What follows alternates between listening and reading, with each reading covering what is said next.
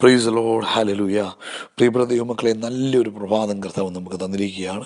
കഴിഞ്ഞ രാത്രി നല്ല ഉറക്കം തന്നു, സ്വസ്ഥത തന്നു, സമാധാനം തന്നു. ഈ ജനുവരി മാസം 18-ാം തീയതി ബുധനാഴ്ച പ്രഭാതത്തിൽ ഉണർന്ന് ആ പിതാവിൻ്റെ പൊന്മുഖത്തേക്ക് നോക്കുവാൻ കർത്താവ് നമുക്ക് തന്ന നല്ല അവസരത്തിനായിട്ട് നമുക്ക് സ്തോത്രം ചെയ്യാം.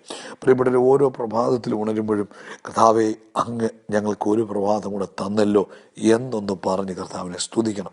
കാരണം നമ്മുടെ ആഹാരത്തിൻ്റെ ക്രമീകരണങ്ങൾ കൊണ്ടോ അല്ലെങ്കിൽ നമ്മൾ കഴിക്കുന്ന മരുന്നിൻ്റെയോ അല്ലെങ്കിൽ നമ്മൾ ചെയ്യുന്ന വ്യായാമം കൊണ്ടോ ഒന്നുമല്ല നമുക്കൊരു പ്രഭാതം കൂടെ കിട്ടുന്നത് ദൈവകൃപയാണ്.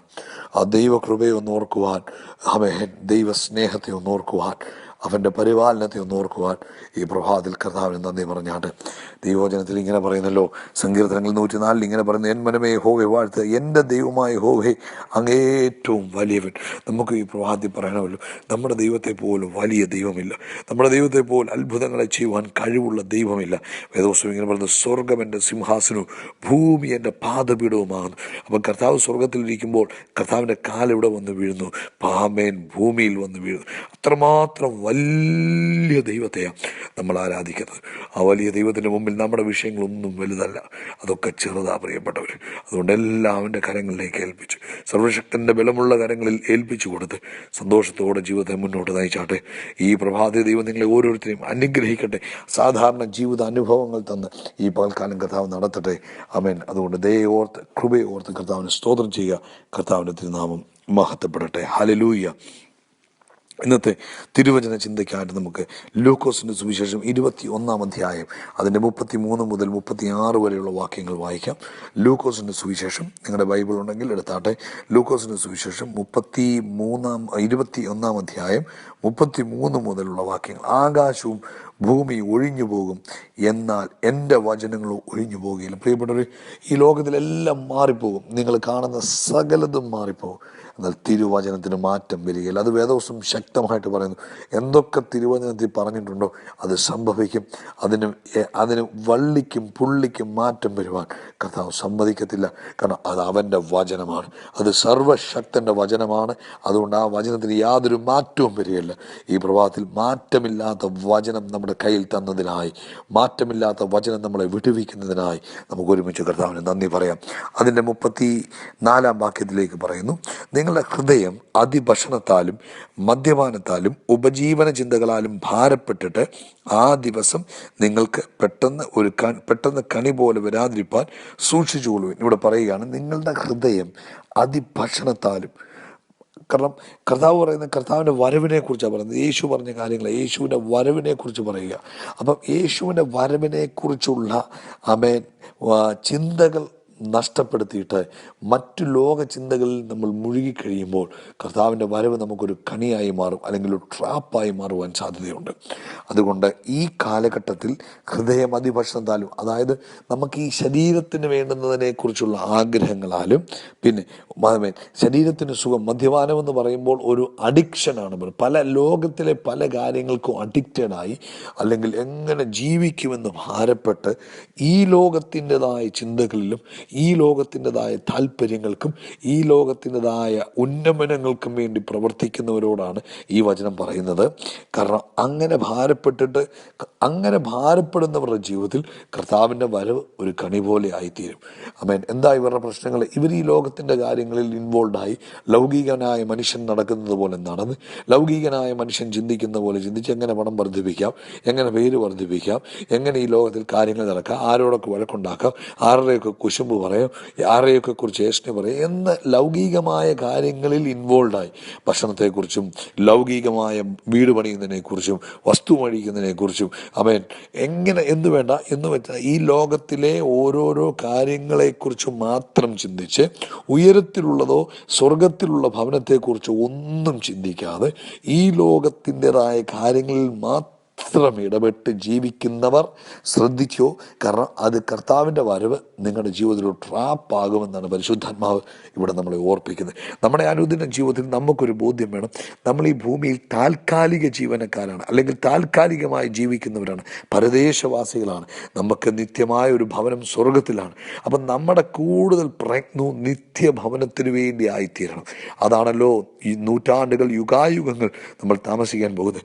ഇവിടുത്തെ എന്ന് പറഞ്ഞാൽ 70 80 വയസ്സ് മാക്സിമം, അതിനപ്പുറത്തോട്ട് പോകുന്നത് വളരെ കഷ്ടപ്പാടാണെന്നറിയാം. അപ്പോൾ ആ കാലഘട്ടത്തിന് അല്ലെങ്കിൽ ഈ ചെറിയ ഷോർട്ട് പീരീഡിന് വേണ്ടി നമ്മൾ കിടന്ന് അധ്വാനിച്ച്, നമ്മൾ കിടന്ന് വേല ചെയ്ത്, ഈ കാലഘട്ടത്തിന് ഈ ഇതിന് വേണ്ടുന്നതിനെക്കുറിച്ച് ചിന്തിച്ച് വ്യാകുലപ്പെട്ട് നമ്മൾ നമ്മുടെ നിത്യത നഷ്ടപ്പെടുത്തി കളയല്ലേ.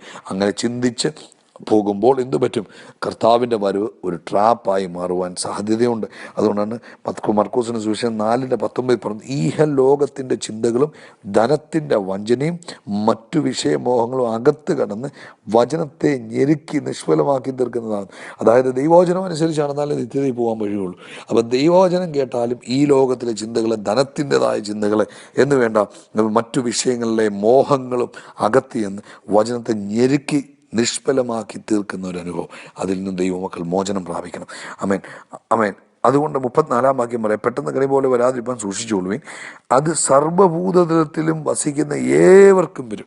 ഈ ഭൂതലത്തിൽ വസിക്കുന്ന ഏവർക്കും വരുമെന്നാണ് തിരുവചനം നമ്മളെ ഓർപ്പിക്കുന്നത്. അതിൻ്റെ അവസാനം പറയുന്നത്, ആകയാൽ ഈ സംഭവിപ്പാനുള്ള എല്ലാറ്റിനും ഒഴിഞ്ഞു പോകുവാനും, എന്ന് വെച്ചാൽ കർത്താവിൻ്റെ വരവെങ്കിൽ കൈവിടപ്പെട്ടു പോകാതിരിപ്പാൻ നിങ്ങൾ പ്രാപ്തരാകണം, സദാകാലവും ഉണർന്നും പ്രാർത്ഥിച്ചും കൊണ്ടിരിക്കും. അപ്പം എന്താ പറയുന്നത്? സദാകാലം ഉണർന്നിരിക്കുക എന്ന് പറഞ്ഞാൽ നമ്മൾ അലേർട്ടായിരിക്കണം. യേശു ഏത് സമയവും വരും, എൻ്റെ പ്രാണപ്രിയൻ ഏത് സമയവും വരും. പ്രിയപ്പെട്ടവർ, ഇന്ന് ഈ മെസ്സേജ് കേൾക്കുമ്പോൾ കഴിഞ്ഞ ഒരു പകൽക്കാലം, അതായത് 17-ാം തീയതി, നിങ്ങൾ എപ്പോഴെങ്കിലും യേശുവിൻ്റെ വരവിനെ കുറിച്ച് ചിന്തിച്ചോ? എൻ്റെ യേശു വരാറായി എന്നൊരു തോന്നൽ വന്നോ? എപ്പോഴെങ്കിലും യേശുവിൻ്റെ വരവിനെ ഓർത്തിട്ടൊരു സ്തോത്രം ചെയ്തോ? എപ്പോഴെങ്കിലും യേശുവിൻ്റെ വരവ് വരുള്ളൂ, എനിക്കൊരു നിത്യഭവനം ഉണ്ടല്ലോ, ആ ഭവനത്തിൻ്റെ പണിക്ക് വേണ്ടി ഒന്ന് അധ്വാനിക്കണമെന്നൊരു തോന്നലുണ്ടായോ? അതോ ഈ പ്രഭാതത്തിൽ ഇത് കേൾക്കുമ്പോൾ നാളുകൾക്ക് ശേഷമാണോ ഇത് ഓർക്കുന്നത്? പ്രിയപ്പെട്ടവരെ, അലേർട്ടായിരിക്കണം. ഏത് സമയത്തും യേശു വരും. കർത്താവ് ഞാൻ എപ്പോൾ വരുമെന്ന് പറഞ്ഞില്ല, ഏത് സമയത്തും വരും. അവൻ കള്ളനെ പോലെ വരും. അതുകൊണ്ട് എൻ്റെ കുഞ്ഞുങ്ങളെ, ഇന്ന് പ്രഭാതത്തിൽ ഈ ശബ്ദം കേൾക്കുമ്പോൾ കൈവിടപ്പെട്ടു പോകാതെ സൂക്ഷിപ്പാൻ, അല്ലെങ്കിൽ ആ ദിവസം ഒരു കെണിയായി തീരുവാൻ അനുവദിക്കാതെ അവൻ ഉണർന്നിരിക്കുക. Be alert. എന്താ? കോൺഷ്യസ് ആയിരിക്കണം. ഏത് സമയത്തും നമ്മൾ കോൺഷ്യസ് ആയിരിക്കണം. എൻ്റെ യേശു ഇന്ന് വരാം, ഈ നിമിഷം വരാം, ഏത് സമയവും വരാം. അതായിരിക്കട്ടെ നമ്മുടെ വിശ്വാസ ജീവിതത്തെ മുൻപോട്ട് നയിക്കുന്ന ഘടകം. ആമേൻ. അതുകൊണ്ട് എന്ത് പറയുന്നു? അതുകൊണ്ട് ആകയാൽ ഈ സംഭവിക്കാനുള്ള എല്ലാത്തിലും ഒഴിഞ്ഞു പോകാൻ, മനുഷ്യത്തിന് മൂത്രന്റെ മുമ്പിൽ നിൽപ്പാൻ പ്രാപ്തരാകേണ്ടതിന് സദാകാലം ഉണർന്നും. പിന്നെ പ്രാർത്ഥന എന്തിനു വേണ്ടി അറിയാം? കർത്താവേ, നിന്റെ വരവെങ്കിൽ ഞാൻ കൈവിടപ്പെട്ടു പോകാതെ, അങ്ങയുടെ വരവെങ്കിൽ ഞാൻ കാണപ്പെടുവാൻ തക്കവണ്ണം, അങ്ങയുടെ വരവെങ്കിൽ ഞാൻ എടുക്കപ്പെടുവാൻ തക്കവണ്ണം ഒരുക്കമുള്ള ഒരു ജീവിതം നയിപ്പാൻ കർത്താവിനെ സഹായിക്കണമേ. ഉണർന്നും പ്രാർത്ഥിച്ചും കൊണ്ടിരിപ്പീൻ. അതുകൊണ്ട് പ്രിയ ദൈവമക്കളെ, നമ്മുടെ പ്രാർത്ഥനയിലെ മെയിൻ പോർഷൻ ഇതായിരിക്കണം. എന്തായിരിക്കണം? കർത്താവേ, ആ വരവെങ്കിൽ ഞാൻ കൈവിടപ്പെട്ടു പോകല്ലേ, തള്ളപ്പെട്ടു പോകല്ലേ. ഈ ലോകത്തിൻ്റെ ചിന്തകളിലും ധനത്തിൻ്റെ മോഹങ്ങളിലും വ്യാകുലപ്പെട്ട് ഈ ലോകത്തിൻ്റെതായ എല്ലാത്തിലും ഇൻവോൾവായി എൻ്റെ കർത്താവിൻ്റെ വരവെങ്കിൽ ഞാൻ കൈവിടപ്പെട്ടു പോകാൻ ഇടവരരുതേ എന്ന് ഉണർന്നും പ്രാർത്ഥിച്ചു കൊണ്ടിരിപ്പാൻ പരിശുദ്ധാത്മാവ് ബുദ്ധി പറയുന്നു. ഹല്ലേലൂയ. ആമേൻ. ലൂക്കോസിൻ്റെ സുവിശേഷം 12:40 പറയുന്നു, നിനയാത്ത നാഴികയിൽ മനുഷ്യപുത്രൻ വരുന്നത് കൊണ്ട് നിങ്ങൾ ഒരുങ്ങിയിരിപ്പീൻ.